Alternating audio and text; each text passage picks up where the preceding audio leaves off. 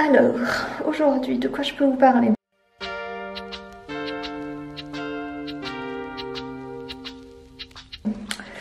Je pense que là, je commence à prendre le rythme.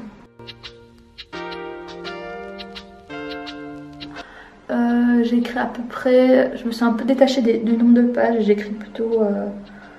bon là aujourd'hui j'ai commencé à regarder ce qu'il faudrait peut-être que j'écrive un certain nombre de mots par jour, peut-être c'est ça. Mais pour l'instant c'est pas un objectif que je me suis mis, pour l'instant j'écris juste un chapitre par personnage. Et je sais pas si on avait parlé, mais en fait j'ai écrit en quinconce un personnage, si j'en avais parlé hier. Un chapitre du point de vue du personnage féminin, puis ensuite un chapitre du point de vue du personnage masculin, en quinconce comme ça. Et en fait là, il commence à se croiser, donc ça commence à être drôle de raconter la même scène un peu plus ou moins la même scène, de deux perspectives différentes. Et là on arrive gentiment, je pense, à la fin du premier acte.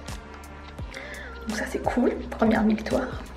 Et ensuite, il s'agira de passer au développement, donc c'est l'axe le plus grand, parce qu'en fait dans l'école Les Mouilles, ils disaient que l'histoire elle se partage en 3 actes et que le premier acte c'est à peu près 30% de l'histoire, et c'est un peu, on présente les personnages, on pose le cadre, et puis arrive un moment, quelque chose qui va enclencher le développement, où un peu l'histoire commence vraiment, si on veut.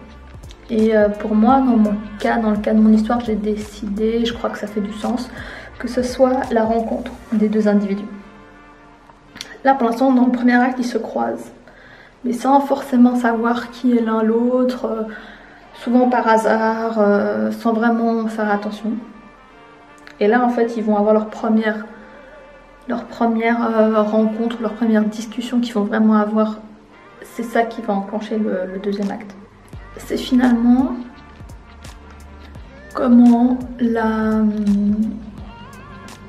narrateurs, les protagonistes vont réussir à atteindre leur objectif.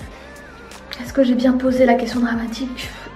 Je crois, même si j'en vois un peu des failles, mais voilà.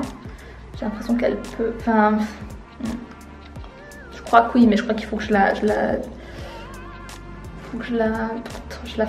la rende plus claire, peut-être dans le développement. Bon, en tout cas, ce que j'ai réalisé, là j'arrive à la fin du premier acte, ce que j'ai réalisé c'est que j'ai beaucoup donné d'espace et de pages, je pense.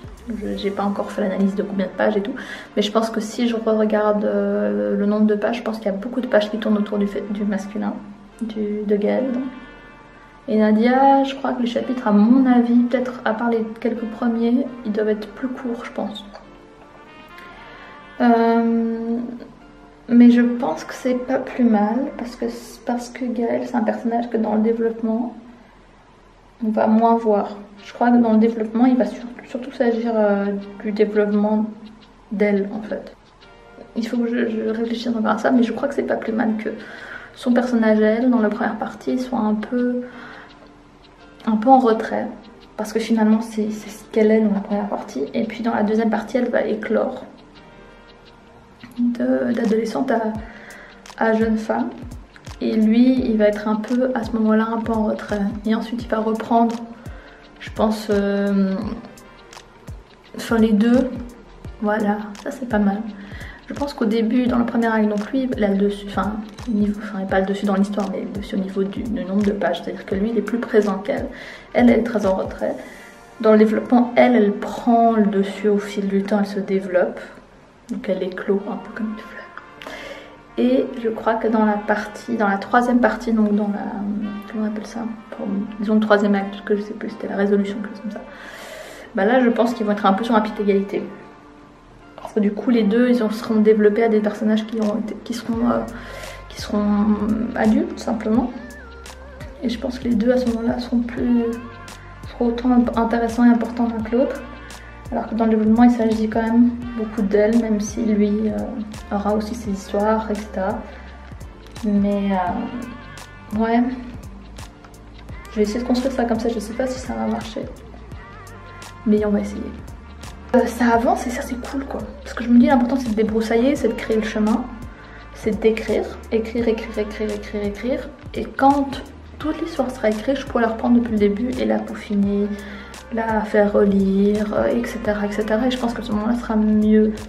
Et l'objectif de la fin de ces vacances, c'est d'avoir bien entamé le développement, quoi. Que le développement il soit bien avancé. Bref. Bisous.